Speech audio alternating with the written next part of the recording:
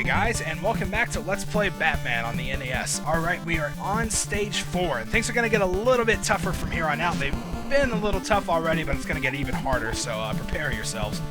Alright, and once we get here, we want to take this guy out with the discs, because we don't want to deal with him and the little spitty thing at the same time, so that would just be really annoying. Oh man, that was stupid. I didn't think it would spit one out. Okay, and now we want to take out the things in between with the discs there so we can just run on through. Strategy is pretty much the key here. You gotta make a path for yourself or else you're gonna get absolutely wrecked on all this stuff. So wait a second, and then there we go. Drop down and make your way to the right. Now here you just gotta be vigilant as to what's coming at you. See, there's a lot of things, so just have to kind of be quick about it. Alright, take out this guy. Whoop, wait for the fire. And there we go. Got another jumper here, so get over here. Let's do this. There we are, and I think there's one more over here somewhere. Yep, there he is. Come on. Alright, so yeah, that's going to do it for Area 1. Now, the second area has a lot of places where it seems like you don't really have much of a choice but to take damage. It is all avoidable. You just kind of have to get lucky in some parts, so we'll see how we do, I guess. Oh, man, that was stupid. I knew there was a guy there, I just didn't get punched fast enough, I guess. Alright, so we're going to have quite a bit of wall jumping here. As you can see, there's kind of a low ceiling, so I can't really jump that well. It is possible to make pretty much most of these, if not all of them, but I don't know, I kind of just prefer half the time to do the little wall jump. And you want to take this thing out before you try to jump across. Obviously, if you don't, then he's probably going to hit you and knock you back into the traps, so it's a good idea to just take out as much as you can ahead of time. Alright, there we go. So we got past this part. Now here we've got a few delicate jumps we need to be doing. Don't jump too high or you hit your head. Don't jump too low or you won't make it across. So the middle jump is the way to go here. There we go. Now let's take you out. Alright, and now these like 4 gears here will hit you. They kind of just look like they're part of the background, but you do not want to touch them. And what you kind of want to do here, I didn't want him to get into his cycle already. There we go. Do a middle jump, ooh, and make your way across that. That's one of the harder parts of this area, is trying to get through there without getting hit. Because if you jump too high, you'll hit your head on the thing that actually spits out the projectiles. If you jump too low, you'll jump on the gears and get hit. So you have to have just the right balance. Alright, and now these things here, you kind of just want to keep punching them, because while you're punching them and they're taking damage, they can't hurt you, so you kind of just have to use that fact. And wait for the lightning to strike. It seems kind of random. It doesn't really have a set pattern. You just got to, I always go just right after it strikes, because it usually doesn't strike again like in rapid succession, so I'm usually alright if I do that. And now here's one of the more annoying platforming parts. It's very easy to fall down and have to do like a lot of this over, or you could just get stuck in the fire as well, so you gotta be really careful with this part. Yeah, let's take out this guy before we try to jump across. There you go, and if you jump too high, you'll actually get blocked by those things up there, so good balance between high and low jumping is what you need. And now they act as conveyor belts as well, so this gets really annoying. Oh man, that was so close. Alright, and then take this thing out. Like I said, it's good to take out as much as you can in advance, so you don't... Wow, holy crap, that was incredibly close. I don't know how I did that. Alright, you again. Okay, let's jump down. We're about done with this section. Once we get up here, that's going to do it. We can also kind of take a shortcut to get up there and skip that guy. Not that big of a deal, but... And as you can also see, we've got more tanks to be dealing with. Thankfully, these actually aren't that bad. Just do a low jump and a batarang in between their shots, and they're pretty easy to deal with. Okay, so let's make our way up here. I think we got another tank on this level. Yep. And alright, that takes care of it. Now this one can be a little bit irritating, but if you jump just right and get the punch, you can take him out before actually landing on the platform, and saving you a little bit of health in the process. Just take out each one on the way up. And we are almost done with this stage. This is pretty much the last home stretch here. And this can be a little bit tricky as well. Just jump onto here and keep going. Jump over this guy and then jump again. That's really tricky, but that's pretty much the best way I've found to do it. If you take the time to try to actually take out those guys, you wait too long and get hit. Okay, and then here, this is a pretty well-known strategy. You want to jump up and just keep punching, and then he'll go like right through you and then drop down so you don't get shot. And then just repeat the process, pretty much. That was really close right there.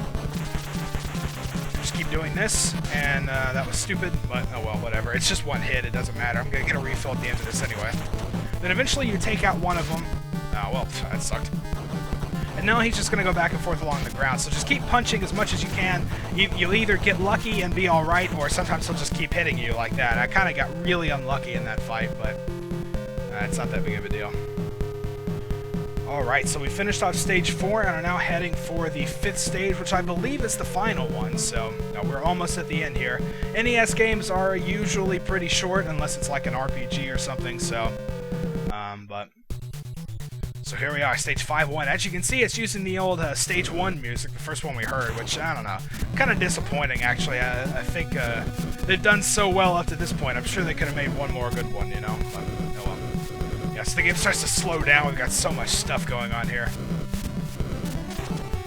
Alright, so let's make our way back up here. As you can see, this platforming is getting pretty difficult at this point. They put enemies in like the worst possible places, and there's a lot of traps. And there's also another one of those big long wall jumping sections coming up with a that's very difficult, so.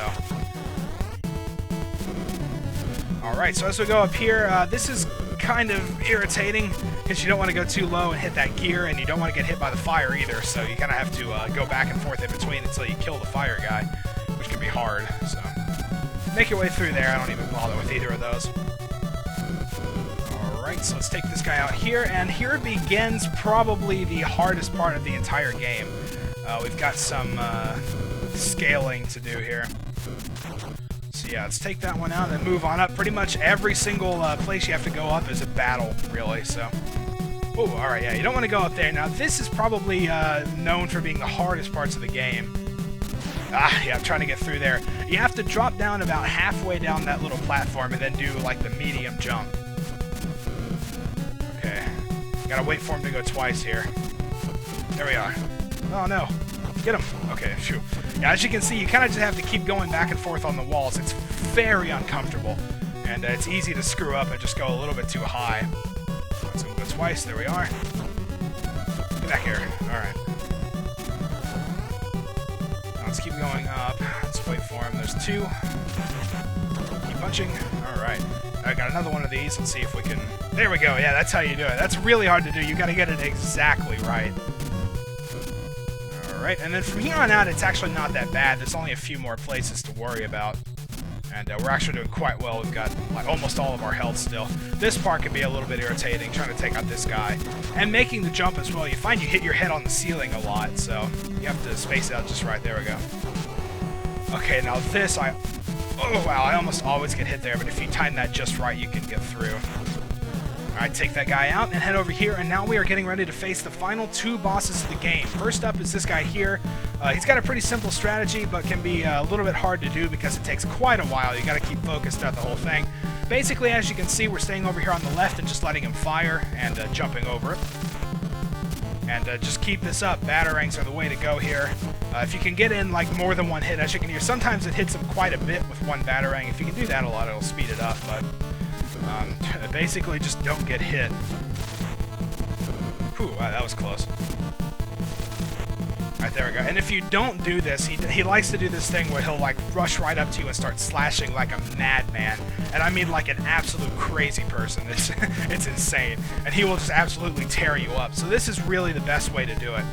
Especially once you get a little bit of practicing at it, this pattern is actually quite easy to master. And you shouldn't really get hit. There we go, alright. And now that we finished that, the Joker shows up and asks if we are ready to meet our destiny because we are now fighting the Joker. Probably one of the hardest bosses in existence. Okay, he didn't start things out like he normally does. He usually tries to shoot you first. Basically, do not get hit by his shots, whatever you do, because those things will knock off like 3 or 4 portions off of your life bar, and that will absolutely wreck you very quickly. So pretty much the strategy is what I'm doing here. Just stay close to him and keep punching. Jump whenever he runs from side to side, and then back away a little bit when he does his lightning. And if you keep this up, it shouldn't be that difficult. If you don't really know the strategy, I can see where that would be like one of the hardest bosses ever, but once you manage it, there we go. We've knocked him down. He's down for the count, and that's it. That's the end of the game. We're in the final cutscene. So there we go. Now he says, now you will dance with the devil in the pale moonlight, and tosses him off the tower. I don't think that's actually how it happened in the movie. Like I said, it's been a while since I've seen it, but I remember like him and Vicky and Joker just hanging there, and I think he just fell or something. Like the gargoyle he was on gave out. I don't know. It's been a long time since I've seen it, but there we go. We've thrown the Joker off the tower. He's dead in the street under the spotlight. And that's it. We finished the game. So, yeah, it's a pretty quick one, but, you know, a lot of NES titles are that way. Just a few levels of platforming and you're done, so. But overall, this is a really fun game. It can be frustrating if it's like your first time playing. I know it was for me. I remember the first time I picked it up, I died in like the first few levels and was just like, okay, screw this, I can't do it. But if you stick with it and practice a little bit, then, you know, and kind of know what's coming up, it's actually not that bad. As you can see, we didn't really get into much danger. I mean, I think the lowest I ever was kind of at half life, and that was just because of some, like, stupid thing with the jumpers or whatever, so, you know. Yep, so there we go, Batman on the NES. Like I said, it's a fun game. As you could probably guess, the music is awesome throughout the entire thing. I didn't really comment on it because I was too focused on what I was actually doing. You know, it takes a lot of concentration, but pretty much every stage has really awesome music. Alright, so that's going to do it for Batman on the NES. I hope you guys have enjoyed watching it. It's a fun little game and good if you want to kill a little bit of time. It's got great graphics, great music, great gameplay, and provides for good times. So, until next time, thank you guys for watching, and I'll see you all later.